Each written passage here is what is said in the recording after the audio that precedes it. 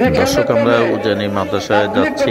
এখন আমরা উজানি মাদ্রাসার রাস্তায় আছি, একটু খোলা বাজারের দোকানগুলো দেখতেছি, তারপরে সামনে তাবলীগ চলবে না, তাবলীগ চলবে না। মাওলানা ইলিয়াস আহমদ বলছে हमारे इस काम का मकसद बेतलब के अंदर दीन की तरफ फायदा करना।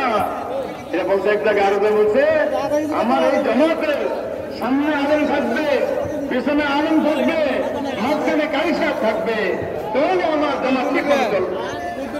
আল্লাহ আমাদেরকে বুঝদান করো।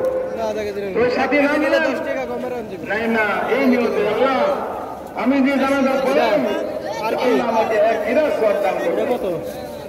জানাজা যে চিন্তা হইল আমি তো এক কিরাত সওয়াব হাসিল করছি, আরো কিরাত তো হয়ে গেছে, এক উহুদ পার পরিমাণ সওয়াব আমি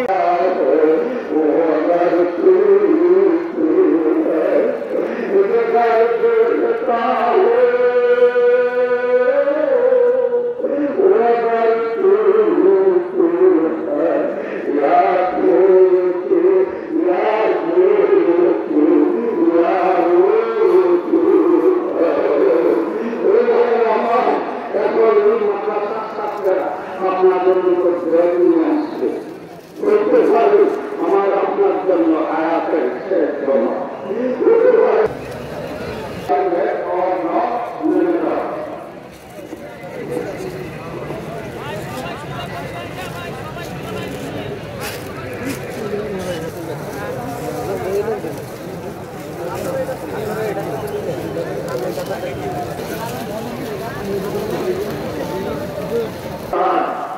আমাদের সবচেয়ে